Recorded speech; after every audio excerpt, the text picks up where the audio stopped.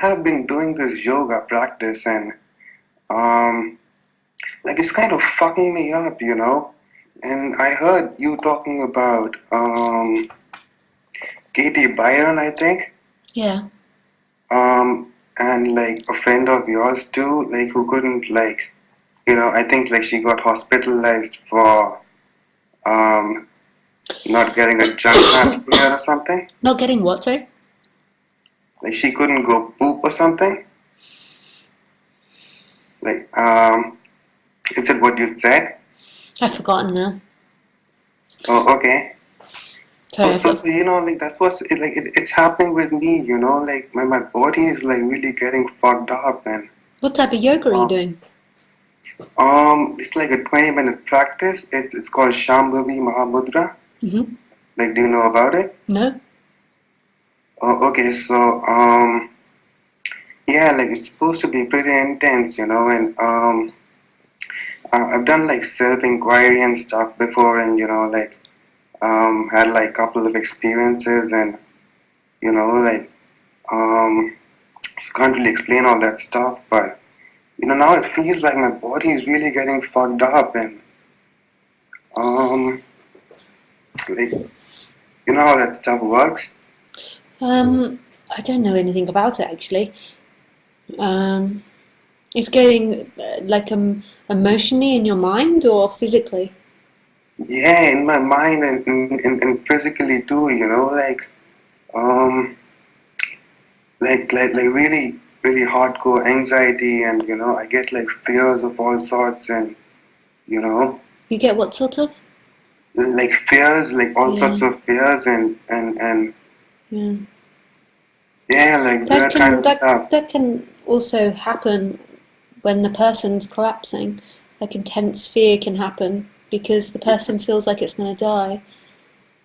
But I don't have any easy answers for you on the level of the person because we don't know at the end of the day. We don't understand all of this and how it's working. Our mind is only set up in order to obtain, in order to get pleasure and avoid pain. That's the way our mind works and the way thoughts work. We don't really understand how it's working or what leads to what. So I don't really, I don't know anything about that or what's leading to what. The true suffering and what you're really afraid of is dying, is the person Yeah, dying. that's true. Like that's really true, you know. And you know, till some time back, I used to get like weird sort of fears, you know, like I'll forget how to talk, Yeah. you know, and you know, like weird sorts of fears, like which you know I never thought of before, and like even when I tried self inquiry and stuff, you know, as like what Muji explains. Yeah. Yeah, so like when I used to do that, it used to be really scary, and Yeah. um The thing is I can't or nobody can save you from that. That's something that's appearing. It is all safe because who's truly experiencing now and listening now isn't that person. That person isn't experienced. So there's nothing that dies and there's nowhere one to fall out of reality or to be abandoned in any way. You're always surrounded by this. Like everything is the same. Everything is made of the same. But when that fear comes up, it's really intense. Really, it's like it's it can very feel intense. it can feel like you're just about to die at any moment, and there's Yeah, trying to deal with exactly. regular situations, and the feeling that your voice is going, or language going, or sight's going. All of these things can be an effect of awakening. It could also be there's something wrong with the body, but either way, even if there was something wrong with the body, it's still all God. It's still all made of the same thing. But that fear's got to come up and got to pass through, and you could stop doing the yoga or do the yoga or stop and start, stop and start. But at the same time, it's all got to happen the way it happens. Life's got to do its dance. And in the deepest fears and in the deepest hells, it's got to express itself. And emptiness, life is strong enough for it. The person might feel like it's right on the brink of insanity. But life, which is the creator of everything, nothingness, emptiness, which is the creator of everything, and what's listening and what's hearing and what's looking and what's creating everything and is everything, has never been affected. But the dance of the person might feel like all the air's coming out of the balloon, and you know when the balloon whizzes around the room, it all is safe. But the person feels so totally separate and unsafe and scared. But most of the times I don't even see a person, like, Mm. No, I mean there isn't a person, there's just sensation appearing. There isn't anybody yes, there. exactly. But the reason that it's appearing is because of this contraction, which isn't seeable, but it's like an energetic contraction inside the body. And that's feeling threatened, and so the side effect is deep anxiety and fear and pain. But where does this exactly happen? This The person. contraction, this where does it exactly happen? I think it's constantly changing position, but it's somewhere inside of the torso. It's either behind the eyes, the contraction, or inside the heart, or inside the neck, or in the gut, or in the sexual energy. And it feels like that is what's in relationship with life. It's an energetic feeling. It's not something that you can see or think about. It's a sense of feeling like you're in relationship with life. And that energetic sense always gives the appearance that there's something wrong. And it always feels like there's something missing because it's separated from wholeness and became something. And then the side effects is somebody that thinks about this and obsesses about this and can look at this. And that's like what comes up as part of it. Like the person that feels like it can look and hear and listen. And none of it is a you.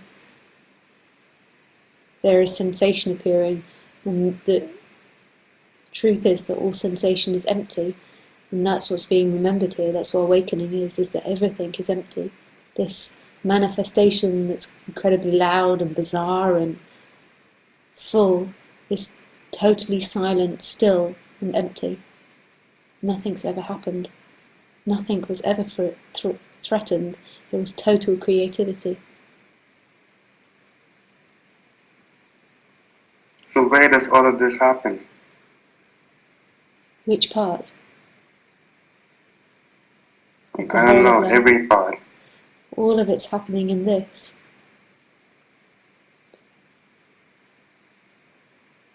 And this isn't. This is and isn't. This might bring up a lot of fear. It feels like maybe going insane from the person's perspective. It is totally radically different from being a person. Yeah, that's so hard to grasp, It's totally impossible to grasp, but yet it is. The person feels the effect of it, of freedom, or it might feel fear from it, but it's impossible for the person to grasp because the person is something moving in time. It's this energy that believes it is something and that it's come from A and going to B. But in this conversation, it's not about you grasping it. There's something else happening. There's a remembering of something that always was and is and isn't.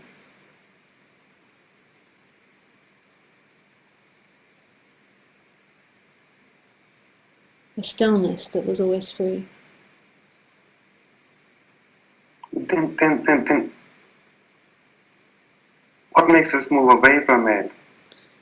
The separate person, it's not that you are that separate person, but the separate person is always designed to look in time for completion. And when it looks in time, it moves away from it because it believes its completion is an object. So it's not that it exactly moves away from it, it's just designed to always look in time. And you could say that that will have helped the evolution of the human because it's made survival really important because the human thought it existed and was real.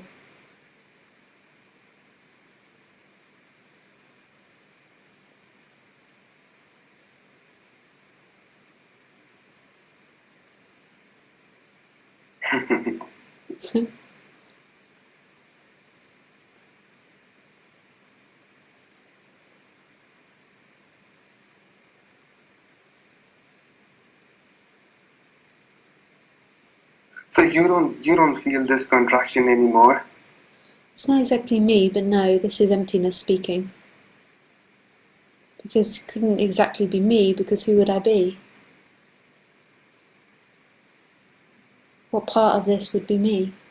There's a character, which has to be a character, so that's the behaviours and habits of Lisa, but that's not what's looking or experiencing or anything now, even though it seems to be, because it's coming out through the mouth box of Lisa. But what exactly would be the me that experiences that? There is simply life happening. You don't feel any experience, like, There's experience and there isn't experience, but it's no longer somebody's experience.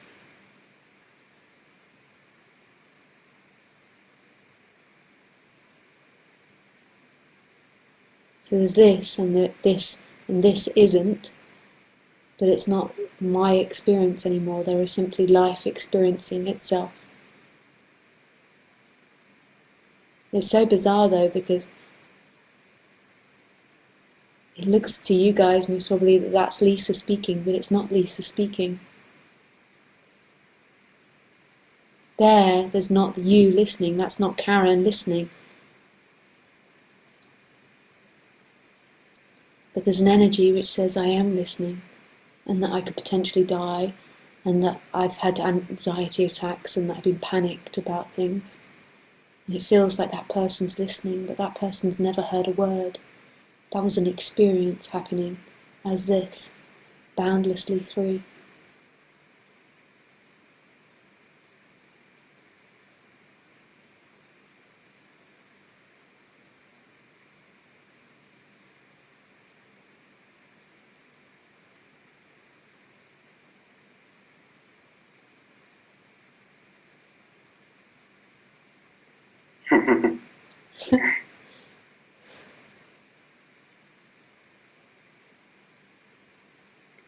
right.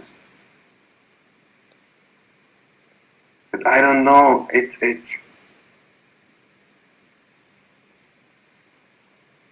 I don't know, I try to grasp this and it's Impossible. it's impossible, The person looks in I don't time. know. It looks in what it knows. Knowing is in time. It looks in what it thinks. It looks in what it feels. You can't find it in that, yet it is all of that.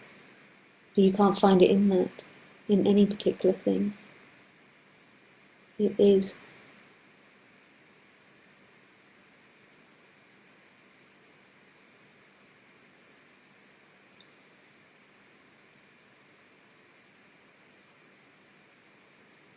So you feel like some sort of action, you know, like some sort of action being formed here or something, you know, like some sort of action here, you know. There is this happening, yeah, so there's movement happening, but that movement is also still not happening for anyone. But it's not me. It's not my consciousness or me experiencing it. There is just boundlessness expressing itself. And it is and isn't happening. So this is, so there's sound, dag, dag, dag, dag, dag. There's sight, there's vision, there's excitement, there's joy, there's love, there's all this happening, but not for anyone. There is nobody here listening, looking, feeling. These bodies are machines in which life experiences through, but they're totally empty.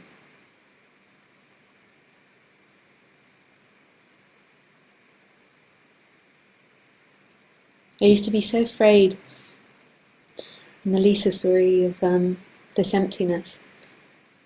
It was like I always knew it. I always knew that everything was empty, there's a person. As a kid, I used to imagine if my parents, this is crazy, I don't know how I knew it, and I'm talking really young, if my parents had made love at a different time, would I exist? And that, for some reason, pondering that, I knew that the reality of everything was empty and that I didn't exist. I knew it so well, but I was so scared of it.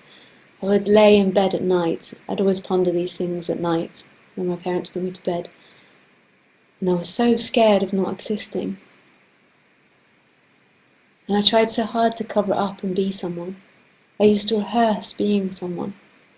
I used to walk my dogs and rehearse and pretend to be someone. And it haunted me. And the first time I took LSD in my 20s, in my early 20s, my boyfriend was really pressurizing me to take it, and I was so scared because I was scared of that emptiness. And I was also scared of a monster coming out for some reason. There'd be some sort of monster lingering there. And I remember taking it and just rolling around laughing for hours because all I could say is it's empty, it's empty, it's empty. But the empty wasn't something to be afraid of. Not existing wasn't that fear that I experienced with the imagination of death. Non-existence was total love. So you mean to say that like you've had these experiences before of total emptiness? Oh yeah, you'll be finding that you're having them. That's why you're having the fear, but you won't even be able to recognize it. You can't recognize it as a person, really. But I used to have fears of, I don't know, not fears exactly, but you know, like like I could feel myself dying, you know, like even when I was a kid, like in sleeps and Yeah. you know, like actual, I don't know what to say. It's It's because, Karen, the destiny of that body-mind mechanism, I don't really believe in that word, but I have to say it in order to express this, is that it's one that's got to wake up. That's the way it goes. If that doesn't happen, then the body will just get on with having the kids and doing the family and doing what everyone else does. The ones that doesn't work for are the ones that have to wake up. And normally they've had all these sorts of things. And when you've had these fears of death, it's like the family just makes no sense, or the regular life makes no sense. What's the point? It won't get you there. And so it's in these characters that there tends to be a questioning, and this waking up happens. It's the way it's got to be. And normally, prior to waking up, there is immense fear. But it's like the story of the Buddha under the Bodhi tree. Like Maya, hell was presented and heaven was presented. And in neither he moved, but it was nothing to do with him. It's to do with that emptiness. It's not that he sat still. It's not that he didn't fall for the hell or the heaven. They were both presented, but the emptiness never moved. Nothing happened. In the hell and in the heaven, nothing was happening. And that's the way it goes. It doesn't happen in every story that it's a difficult one. This waking up for some, but most it does. In most prior, there is lots of fear because the person keeps feeling like it's dying. so is it like the person itself, the person is killing himself?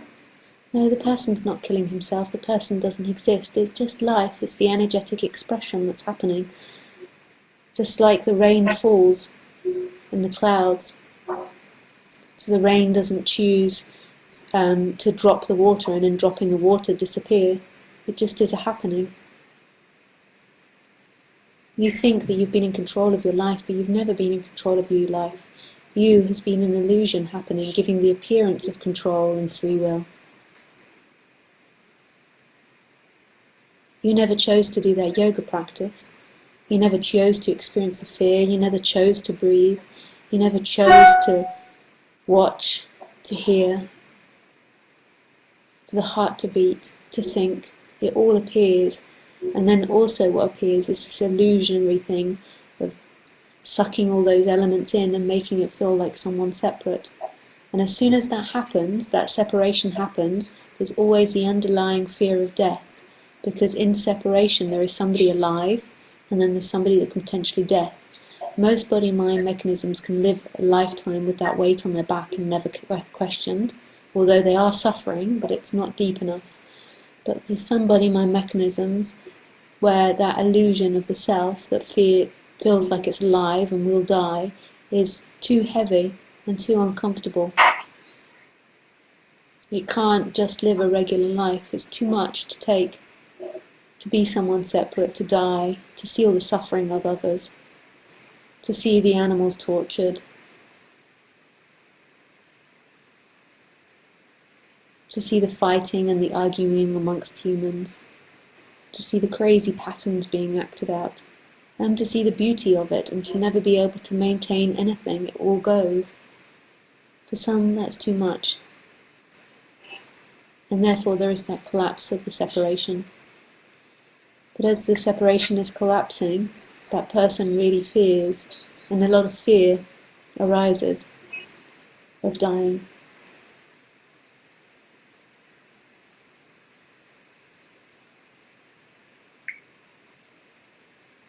There's nothing you can do about it. You don't exist. It will act its way out. The right impulse to do anything will come. It's always the perfect impulse, everything, even confusion. All of it's perfect painting happening.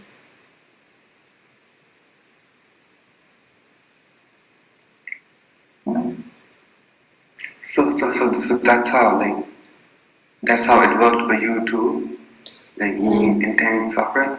Yeah, I had intense suffering as this Lisa had intense suffering. It's not always the case, but yeah, I couldn't do the regular. I'm sorry? I couldn't do the regular life. I was so sad at such a young age about the world I saw.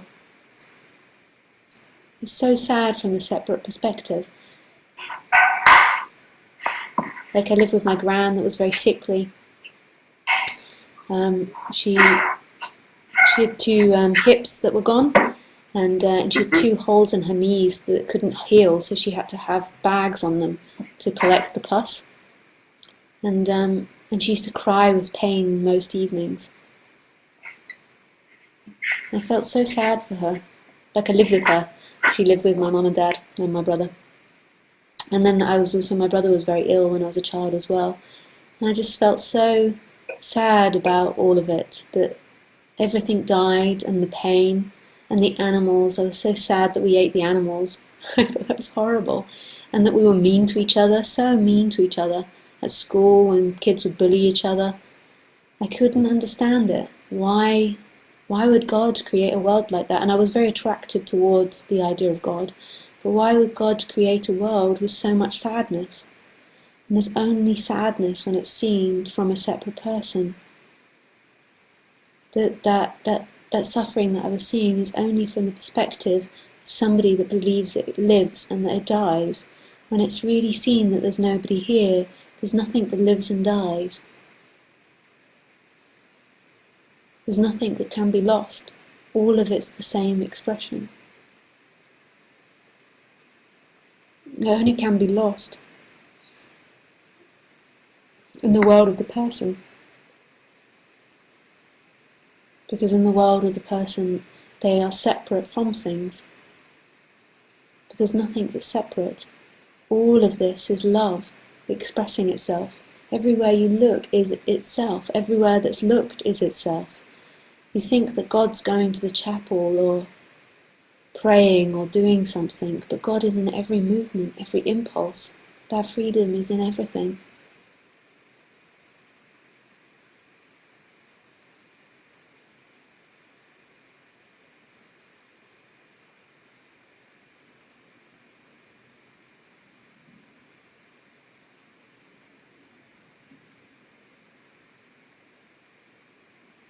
And this is so creative, so truly brilliant, creative. Like it's everything. Everything is coming from total creativity, even though it doesn't make sense. And you don't know why or how. But it's all, if you've ever been creative, or I used to also like to write plays, like when you write, there's such an immediacy of it. It's so intimate. And it's the same with everything, every word, every expression, every vision, everything.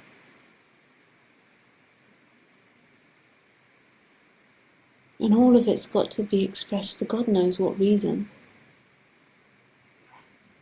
But the rest of the time, I'm not speaking about this. Lisa acts like a very normal human being dealing with daily nonsense.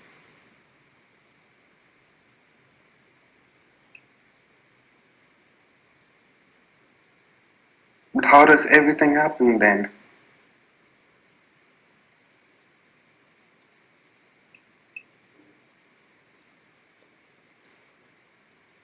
It just does. I don't know the answer. It just does.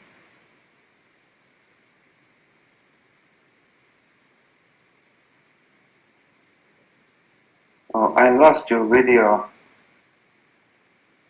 Can you see me? No, I can't. You can't see Okay. me? No, I can't. You see you? I can't see you. Oh yeah, I've got stuck. Your face is like stuck. Might not be. Sometimes it does this. Oh, okay, I never used this. I've never used this before.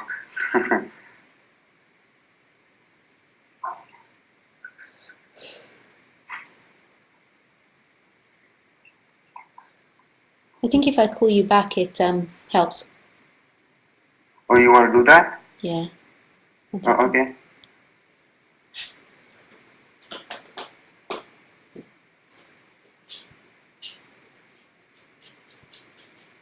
Oh, I don't think it's working. Yeah, sometimes that happens with the internet.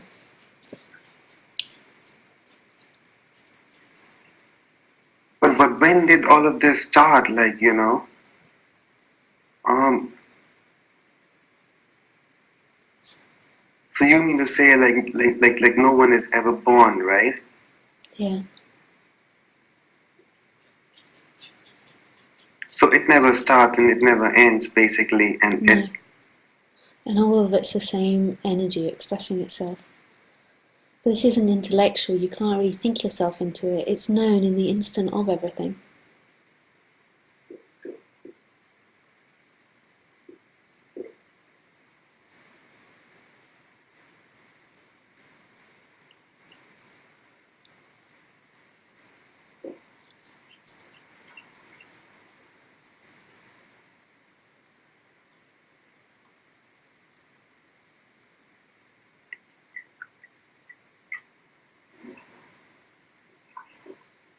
oh, this is just too intense at times, Yeah.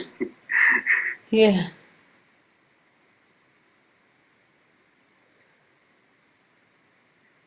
Because when I popped LSD for the first time, it was crazy. It was like waves of, I don't know, waves of something, and they just couldn't be any perception. Like I couldn't see anything or I couldn't hear anything, and um like it used to be so weird, and like I never thought of it as spiritual or anything, but um like people say that they have spiritual experiences with all the drugs, and um like even with meditation and all, because like I don't know, I couldn't meditate for sure, but um like when I did self inquiry, like I could see myself dying, and like for a moment I was like sucked out. Mm. What do you think that You know what I mean meditating by is? that? Yeah, I do know. Yeah. What do you think meditating is? Sorry? What do you think meditating is? Oh, I have no clues. I think like people just bullshit around with such words. Yeah.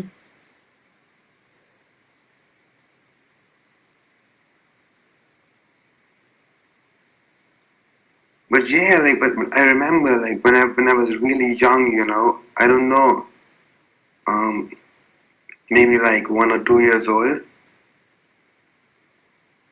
Like I remember being sucked in. Yeah. Yeah. Like I don't know, that's really hard for me to explain, but But that's what it feels. It feels like it's like something gets sucked inside of the body, and that's that's what explodes back out into everything. This is not true. There's nobody having an experience.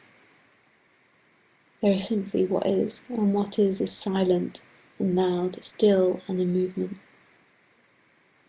full and empty.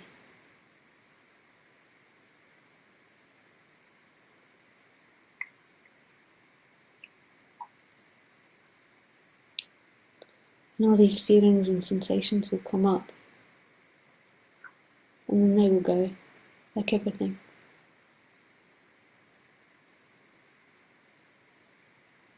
Even when it's telling the worst stories of failing, of not being enough, of trapped, it will pass.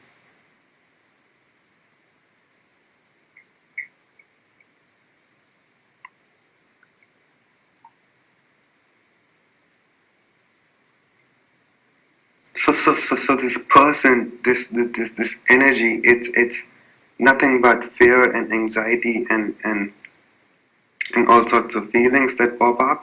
That's his base sense of it. But most people, that fear and anxiety isn't so strong. It's just quite mild, and so what they do is they busy themselves with obtaining things. House, money. They keep on moving quickly, so there's no sense of that. But yeah, the sense of it is, fear, because it's alive. My dog isn't alive, Khaleesi isn't alive, I'm not alive. So there's nothing that can die.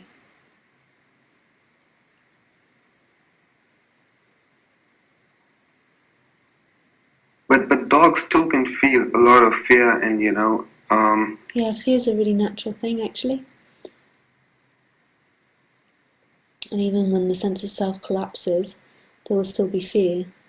But what we were talking about is the sense of self. The sense of self claims that fear because it's alive. But there still can be fear, like Khaleesi fears when the body is about to be threatened, or when she's by herself, or whatever it is. There is fear, or other dogs. There is fear that appears in her, but it's not happening to anyone. She has no sense it's fear, it's just experience happening. So there is natural fear, but the fear that you were talking about, that anxiety and that fear, is this base sense of being separate. Comes with separation.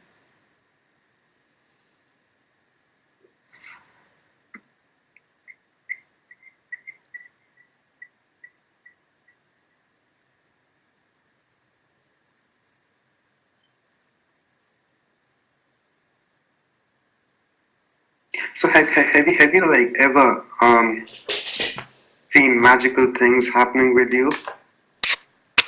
What do you mean? Like you might think of something and it just happens for you. Oh yeah.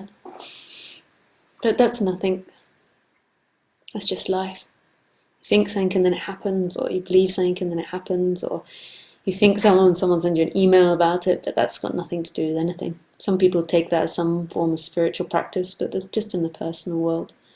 It doesn't matter if it's coincidence or not coincidence, it's nothing compared to the emptiness, which is everything. That's just in movement, that's just in something, this and that. So you don't think like they could be like kind of a scientific reason behind that? Could like be. Not scientific as in not like scientific, but It like could be. Like when the mind thinks of it, it energetically resonates with that thing, and so it comes forward. But that's not what I'm talking about. Yeah, this is that everything is empty. Sorry? Yeah, but it's so happened with me like at least 3-4 times. When I've thought of something and it's just happened. Like, but that doesn't matter. That's just life. In a very intense way, and but that's just life. You turn on the engine of the car and the car starts. No, not that ways. But who cares if that's got nothing to do with freedom? Who cares if there's synchronicity? I totally understand that. Yeah, I know what you mean. But I just thought of someone, and someone just called me after 6 months. But that's just the way it works. That's often the way it works. But that's not. That's how it works. That's often how the way it works. You think of them and then it appears, or you think of a shop and then you walk past that shop. like you're thinking, oh, I need to find a so and so shop, and then there's one, and that's often the way it happens, or the way it happens in the Lisa case. But it's of nothing special. That's just the way it works, and it's all crazy the fact it's appearing, let alone there being synchronicities. I mean, it's crazy the fact that you wake up every day and it's all still here, and in every instant these sounds, sights, visions, everything's here. So the separate self, it makes everything normal and says, oh, it's a computer, it's a table, so what, it's always here. But that is spectacular. That is awe, that mouse dropping that it's happening. That there is a computer, that we're speaking to ourselves through a computer, that these things called hands and fingers and nails and eyes, all of it is bizarre. And the freedom is that it's empty. It's not anything intellectual that you can understand. I know all these spiritual teachers talk about all these things, but they're of no relevance really. They're only relevant for a person that's trying to be something or not be something.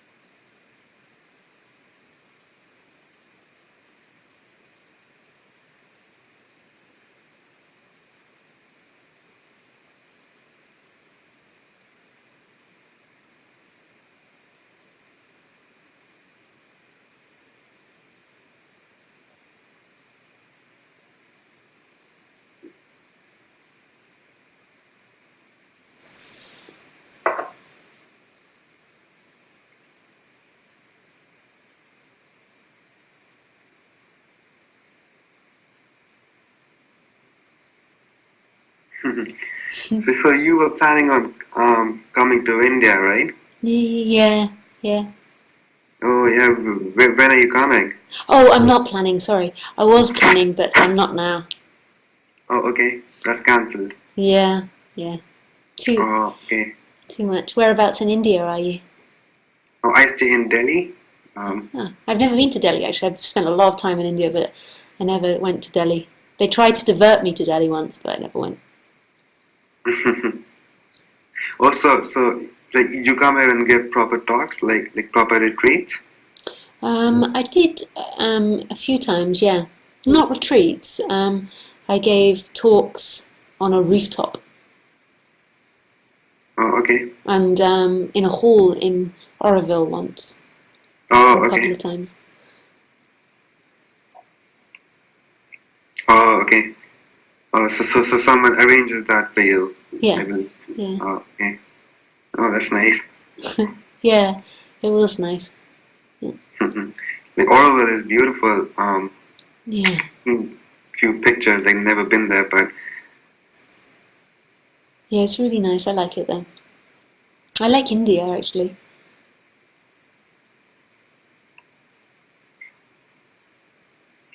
I sometimes find it a little scary as a white woman by herself, but apart from that, I like it.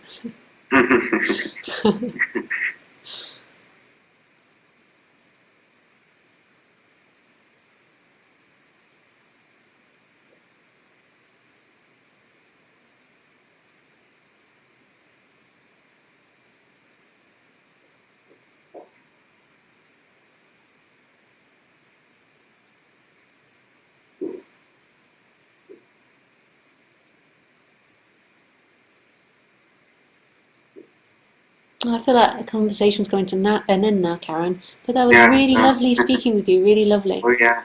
Really lovely speaking to you too. Thank you so much. Oh, my pleasure. Thank you. Thank you. Bye. Bye.